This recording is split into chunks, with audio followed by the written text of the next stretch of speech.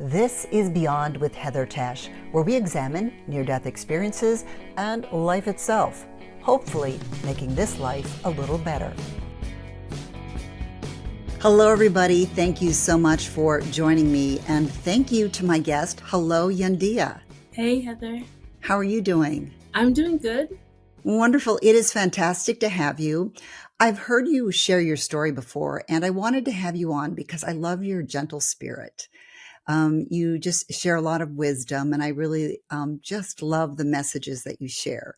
So I would like to hear that today, but they did come with two near-death experiences. So if you Yes. could just step us through those near-death experiences, or I believe what you like to call them is closer to Closer to life life. experiences. Yes. Yes.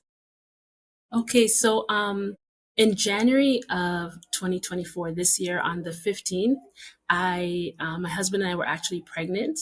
And on the 15th of January, I experienced the beginning of a miscarriage. So we went to the hospital and I know this part is so important to share because everybody always wants to know how did it get there, but it's a little bit tough for me sometimes. So I'll skip over some things.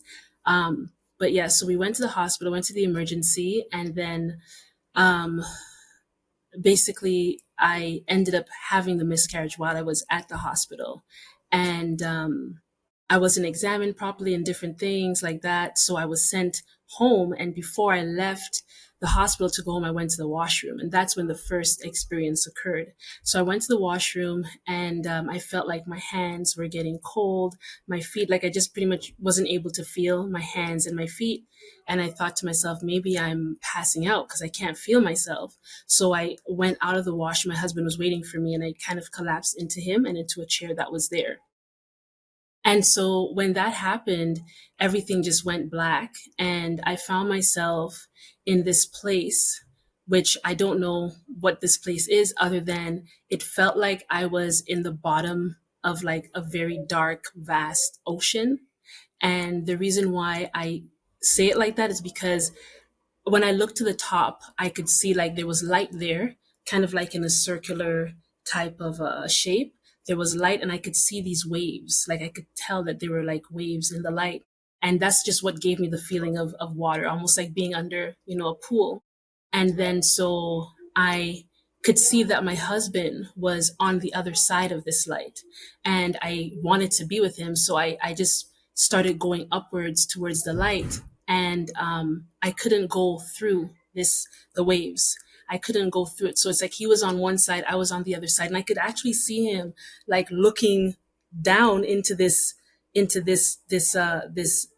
area, and I could see him looking down at me, but he wasn't seeing me. I was seeing him, and I was fully aware of that. Um, and I couldn't see anything outside of this area, but I could perceive other things happening in the hospital, which is just so amazing to me. Like when I think back, I'm like, how did I know that there was a nurse coming? It was a male nurse. I knew so many things, but I could not come into that realm. So I was very well aware of like the other side, what was happening there, but I just could not go through this place. And so I got tired and I just ended up going back into like felt like I was just went back into the darkness, like the deep. And then after that, I remember, hearing the one of the nurses hearing their voice just saying like, "Are you with us? Are you back? Are you back?" And it's like it was that same place. I was just like I was going through it, and my eyes were like opening, right? Then my husband was there, the nurses were there and stuff. They put me onto a stretcher. And then after a little while, still without examination, they let me go home. So basically, what happened is that when I got home, I was resting on the couch, and my husband decided, maybe we should get you into the bedroom. And I just did like a small movement to get up from the couch, and I felt like everything happening again, like all the darkness, the numb feeling, everything was coming back. And I said, "Babes, I think it's happening again." And then that was it, right? I went back into what I'm just calling this the spiritual realm because I don't have any certain location of it other than I know that I was in my spirit body. And so I'm just saying the spiritual realm. So I went into that side, and I had several of these like going in and out experiences. But the one that I think I'll share with you is when it's like seeing my life review. And so yes, when I went back in, I saw um, like I didn't see physical hands, but it's all, there's so much perception, right, happening when you're there. There's a lot of things that you know without asking. There's just so much that's there. So I didn't see physical hands, but the movement that I saw in front of me was one that we would do with hands, right? And what it looked like was, you know, the way that someone would like deal cards, like just go like this. So I didn't see the hands, but I saw frames of light. They were like kind of like a rectangular frames of light. Instead of cards, just think of like frames of light going in front of me. And each frame had like a section of my life. So from the time I was born all the way up until the present time. And I remember everything that was being shown to me was only good stuff, only like, you know, happy things and things I felt proud about. And, and I remember seeing, um, I remember like perceiving these hands just kind of bring everything together. And I was expecting, it's like, I know I've been to this place before because it's very familiar. I had an idea of like what was supposed to happen there. So I was expecting that, okay, this is the time where it's like we kind of weigh. I don't know how else to explain it, but it's like, this is the point, this is the part where this is going to get weighed. You know, this is going to get, you know, almost like weight is really the best word I have for it, right? And that was the feeling I had. So it's like, okay, and the hands just kind of brought everything together, right? Everything was brought together. The force brought everything together. And then instead of being like weight, it just disappeared. And I remember thinking like, wow, this is, you know, like nothing. I remember thinking like nothing counts, you know, because I had seen all good things. And then I had this thought, even being a vegetarian, right? Because I had been a vegetarian for 12 years at this point. And I think to myself, all of the beautiful things I saw myself doing, it was like all things that maybe I could credit to the spirit. You know, I could say, well, you know, if I do a reading for someone or if there's healing or something, you know, is the spirit working through me to accomplish that? But I guess being a vegetarian in my mind was like, that was my own doing. You know, that was my strength in, you know, not eating certain things. And it's a good thing, right? It's a good work that I was doing. And the very thought, like that very thought in itself was kind of like judgment to me in a sense, because it came about like the fact that you're thinking this showed that you didn't do it for the right reasons. You know, so the very fact that I was thinking this should be worth something was in itself proving that it was not right, you know? And so that was that. And I came back into my body again. And when I came back into my body, my husband was on the phone with 911. And then I went back in again. And then when I went back in, there was, I was back into like the same place, but this time it wasn't my life review. It was, there were a whole bunch of people there. It was like people that I knew, like had known for my entire life. Some people where I had close relationships with, others were just like, you know, just small interactions. And so I saw them, they were sectioned off, like the people who were furthest away from me, like all the way to the back, their lights were very dim. Everybody appeared as a light. And so the people who were furthest away from me, they had the dimmest light. And then the people closest to me had the brightest lights. And, I remember like, so it's closest to me was my husband and my 5 children, and they were extremely bright. My parents were like in the crowd of people. And that was actually something very funny to me because people who I thought would have been closer weren't, except for like my husband and children. You know, there are people who I thought would be really close and they were not, right? So I started, just focusing in on that light that, you know, was in front of me in the form of like my husband and children, and everybody's light is different, right? Even if you see a bright light, everybody has a bright light, but you can tell people by their light. It's almost like each light has almost like an encoding where you could know that this is that person's light. So yeah, so I saw that and I remember just kind of observing the light. And I spent the most time in this area. And I think that it's probably so that I could have basically have this etched into my mind, even on coming, back to this side. So I just kind of pressed into this light, like, what is this light? And I could tell that this light wasn't just a brightness, it was love. And I knew that it had like a quality. I could tell that this, like, the more I stayed in the light is the more I knew all of what the light was. So I know that this light is love, it's life, it's the substance of all things. And I had always thought like, well, love is an emotion, I mean, prior to that, as you feel it, you feel love and everything. But no, this was showing me like love was tangible, and, right now I don't see a difference with love and life. To me, love and life and light are one, since that experience.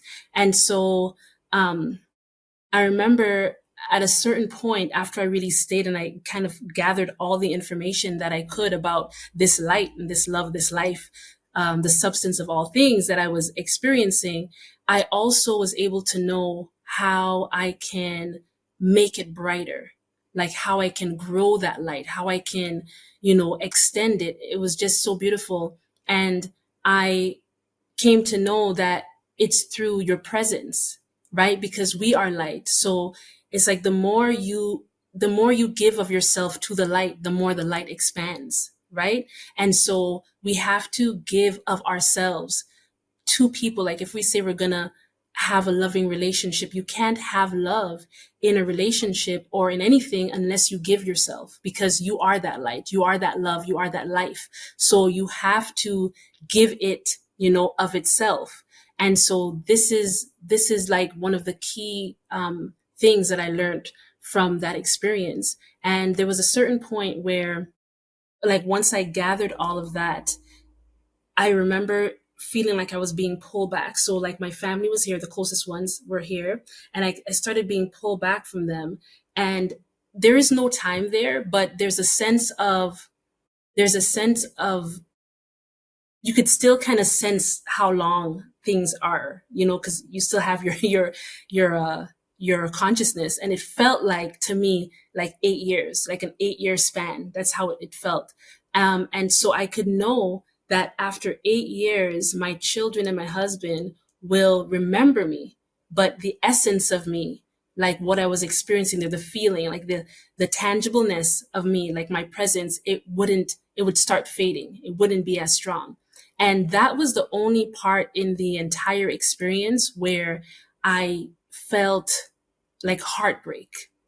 I felt a heartbreak, like they won't be able to feel me. And I wanted to go back. I wanted to go back to earth so that I could just have a chance to build on that love. Cause it's like, now I know, now I know what to do and how to do it and how to make this last, forever. So I want to go back to love in the right way. And I remember while I was there, how I came to know that is because the feeling of love, there had been times where I would do like readings for people. And let's say someone who had transitioned would come through, not because I was trying to have it happen, but it would just happen naturally on its own.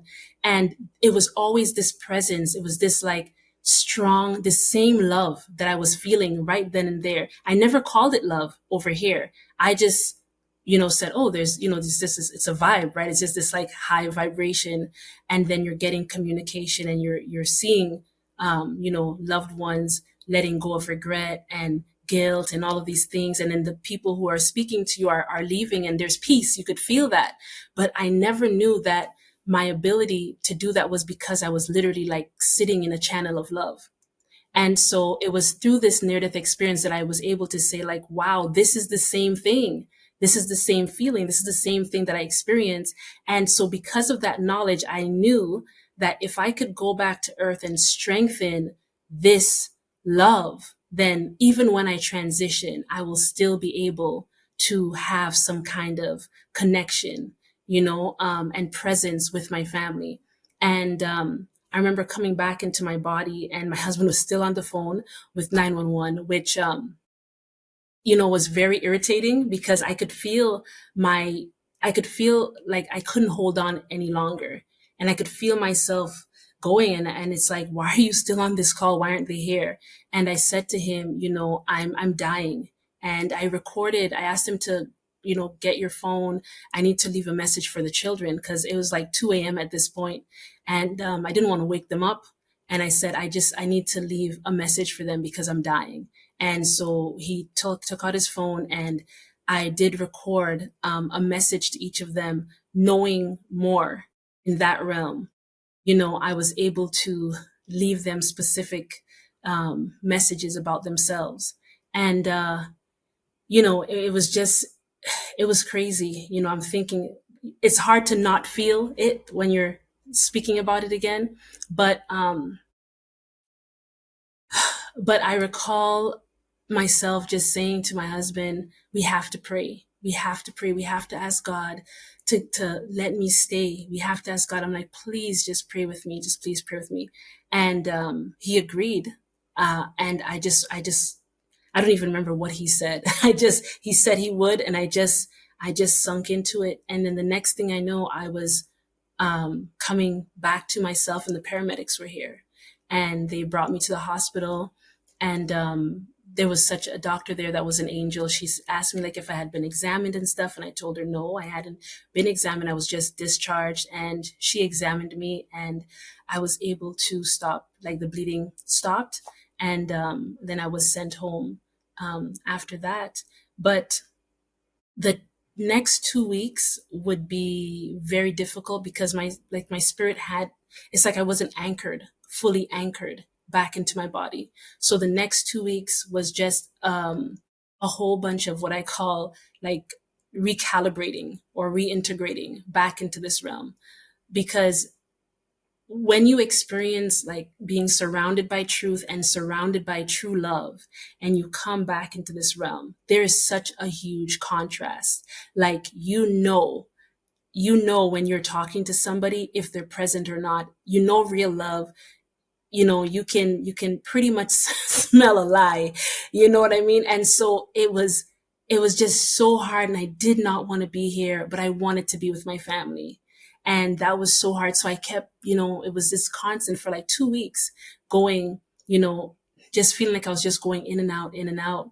And, just a lot of things were happening. I was getting clarity on like biblical, like scriptures, like so many things were just downloading, like it felt like a download into myself, and just trying to see where the truth was still in this world. It's kind of like I had a filter now, and I was just trying to like figure out how to live in this place, and so since then, I've been here just kind of sharing my story and helping people as much as I can to understand that if you say you love, you need to give yourself, you need to give your presence, you need to give all of your senses, all of your being.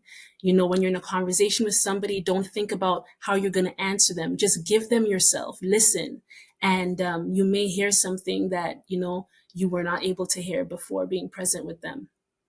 Yeah. And so that's pretty much what the experience was. There were a lot of things that were more personal to me in like my going, but I think as far as like sharing with others, I think that's probably the most helpful parts of the experience. It's really interesting, and I do want to break it down more because there were so many kind of points that you learned while you were there. One thing I found was interesting because I have another recent guest, Brian HOYLAND, and he had a very similar experience to you. He said during his life review that he saw things he had done that were good, but they didn't really count They didn't. because of the reasons he did them was kind of to feel good. And it almost Oh, sounds like that oh my with you. gosh.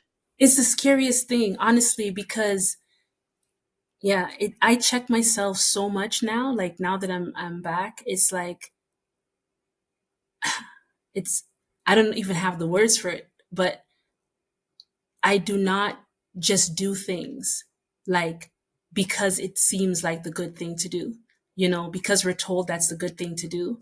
Unless my heart is there and I'm fully present, I don't even care how it looks to somebody. I'm just not going to do it. I'm not going to go. I'm not going to call you. I'm not going to do things because it seems good and right to do. I'm going to do it because my heart and my spirit are in it, because it doesn't make sense to do things that aren't going to last. Like, love is the only thing that lasts. You have a short span of time to live. So why spend it creating things that will not even last? It makes no sense to use all of our life force energy for nothing. You know, it just, yeah, nope. And that's a tough thing because it's really hard to get that ego out of it. Uh, Hmm. just yesterday, having known some of the things that you said, I was um, getting a gift together for somebody, and I was thinking, oh, she's really going to like this. And then I was thinking, okay, I don't want to do this because I feel good that she's going to like it. I just want to, Yeah, do it for yeah, her. And it is sometimes really hard to remove yeah. ourselves from that. Yeah. Yeah. Well, it's okay. It's okay to be happy Hmm. that someone is gonna like something you do. Like, for example, like I just bought like a 1,000 piece puzzle thing for my children. Um, and I know it's something that, they're gonna like, well, the little ones anyways, they're gonna like doing it together with me. And I know they're gonna like it. And I did it because I know they're gonna enjoy it. And I also did it because I know that I will be able to be present with them. Right. I know that doing the puzzle, my phone will be off to the side and I will give them my presents. We'll have fun. We'll do it together. So I know that this memory is going to last. They're going to get so, yes, it's just a puzzle, but I know that it's so much more than a puzzle. You know, it's so much more than a puzzle. And so I think it's great to feel, we should take joy in making others happy, but are we happy in it? Are we present in it? So for you, putting the gift together for your friend, be fully there, give your full presence to it, the wrapping of the paper, examining what you've purchased, imagining her being happy, you know, giving them a nice warm hug or exchanging, being present in the entire thing is where, you know, that's where the magic is. And I know that came across as so important during your near death experience. And I definitely Hmm. want to expand more on that because I think that that's something in this day and age with our phones and so many distractions Yes. that we really have a difficult time being present. So we'll talk more about that in part two. But I also just wanted to say I thought it was really interesting too with being a vegetarian because you were doing that for all the right reasons. But it almost sounded to me like it would have been okay whether you did it or you didn't do it. Oh, 100%. Like, um, and I always, because I remember I shared this one time, and a lot of vegetarians and vegans got upset with me because they felt like I was telling people don't, that they should eat meat or whatever the case is. But no, what I'm saying is that your heart has to be in something from the beginning all the way to the end. And so for me, when I started being a vegetarian, it was actually a journey just to be healthy. I stopped eating like processed stuff and whatever, and then finally I got to the place where I'm like, okay, these animals are endangered. It was like salmon was the last thing on my list, and I homeschool, so that came up in one of our topics about salmon being endangered, and so it was so innocent. My little son just said to me, "How are we going to save the salmon if we're eating them? Like if we're killing them to eat them?" It was just a very innocent question, and I was just like, you know? And so that's kind of how I stopped eating the last thing that I was eating because I was pescatarian before, vegetarian. And then it was just this regular, like a natural progression into, wanting to do, live the best life, like not causing suffering. But somewhere in there, like I said, I'd been vegetarian for 12 years. Somewhere in there, I it just became like a religion. It became like, okay, now I'm used to it. I go out, I order this. I can know every restaurant what I could order. I know when I go to families' homes, they make whatever for us because it's my whole family, right? And so it just became so um yeah, there's no other, it literally became like a religion. Like the spirit of it was gone. And it was just now, I am Yandea, and I don't eat this, I don't eat this. And it almost becomes like when the things you do become your label, right? I am Yandea the vegan, right? Because I was actually a vegan for 9 years and then vegetarian at the end of it. But I mean, it's so easy to lose the spirit and the heart of why we're doing something. And then now we're just doing it because it's an action and it's who we've identified as and whatever. We go to all the vegan festivals, all the vegetarian things. And now there's a whole, that's why I call it, it becomes like a religion. There's a whole culture that's now around this identity of being a person who doesn't eat something, right? You have the hat, you have the clubs, you have the books, it's kind of crazy, right? And I think going along with that is that we kind of gain a superior attitude and kind of a judgmental attitude to people that don't do the same thing.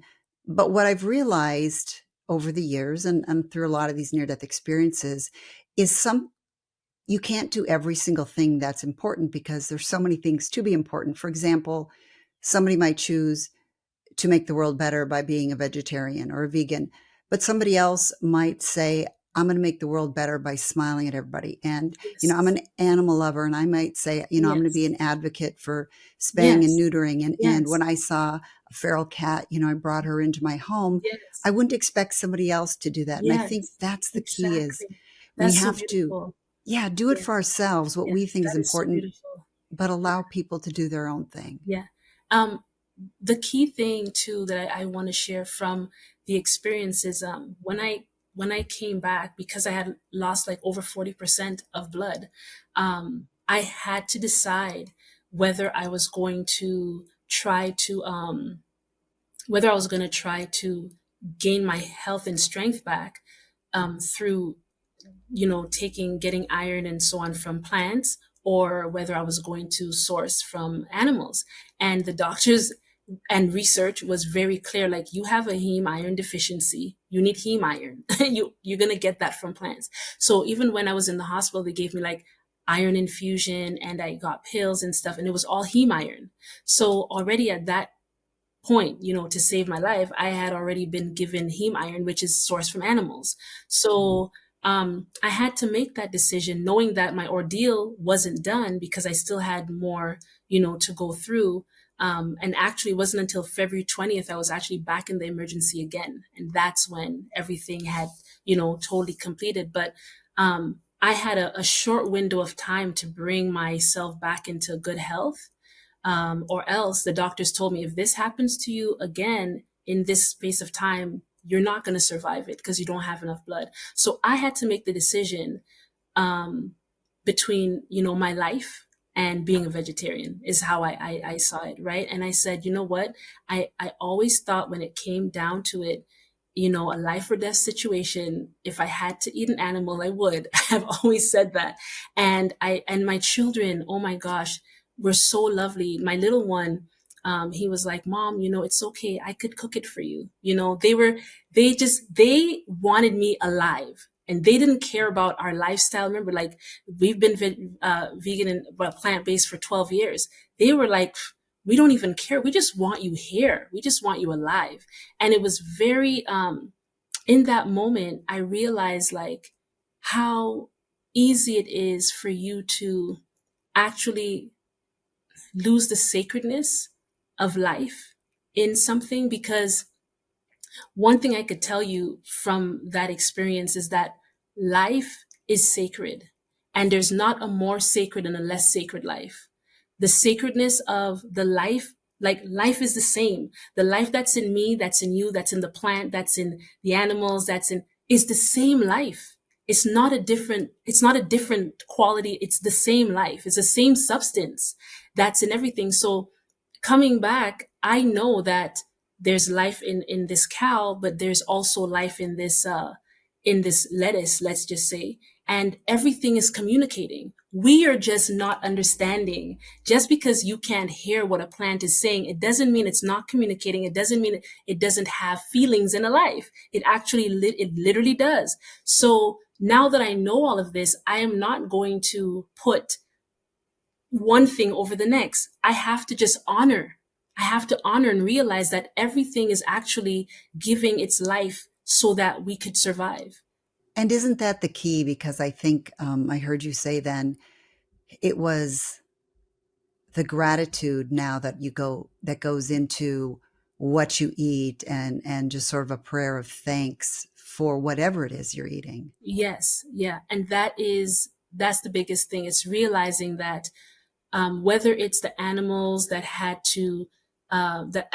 got killed in farming so that vegetables can grow, because that happens a lot, or the animal that actually was just, killed for you to eat. None of us are free. I think some people will be very surprised. Like, all of us have shed blood to stay alive. All of us. Like, it's not one of us is you step outside, you killed an ant, you killed something. You're driving. Oh no, there's a squirrel. You didn't move in time. You ran over it. Like, whether we intend to or not. And this is just the whole thing. If we live a life of gratitude towards the sacredness of life itself, then I feel like that is the better heart posture, to have. Doesn't matter the race of the person, the age of the person, the sex of the person, whether the person is a plant, an animal, a human being. If you see life in all things and you are grateful for sharing that experience together, we're all here, then it just changes your whole perspective. It's fascinating. And I think that you really opened eyes to what really is important. And I think the gratitude really is the key with so much of this. I have so much more to talk to you about, Yandea. So if it's okay with you, let's go ahead and take that into part 2. Sure. And one of the things we're going to talk about is being present. So I hope everybody comes back for that. I hope you've enjoyed this conversation with Yandea. Her near-death experience was really interesting, and then she learned so much. We've only just started to talk about the things that she learned, but I really enjoyed the conversation about, the things that we choose to do to help out the world. It is not going to be the same for everyone, and you cannot do everything right. I cannot do everything right. There are things, though, that will be near and dear to us, as we talked about, that we can do to contribute to a better world. And I like the fact that we are discussing you don't have to push that on everybody else. Let everybody else find their own path and the things that are important to them, because there are plenty of things to go around to make this world better. So I'd love to hear your thoughts on just that. And then also her near-death experience. If you have something that touched you in that, or you want to mention about that, I'd love to hear it. Share those in the comments. And then, of course, you can always just put "made it." And that way I know that you've made it this far. And I always appreciate it when you do that. And thank you also for all of your likes. I do appreciate that too. I hope you'll stick around for part 2, because this is when we go over all the things that she learned. And she learned so many great things from this near-death experience. I really like some of the things too that she talked about in terms of how she now sees scripture verses different than she did prior to her near-death experience. And I found that really enlightening. So I hope you'll come back for part 2. And just thank you so much for being here. I really appreciate it. Each and every episode that you watch, it really means a lot to me. So have a wonderful day, everybody. And I hope to see you in the next episode. Thanks for joining me on Beyond with Heather Tesch. Please add comments and questions you'd like future guests to answer. Also, if you liked what you heard, please hit the thumbs up button and subscribe. That'll help keep this podcast going. You can also go to Beyond with Heather Tesch to look for more episodes.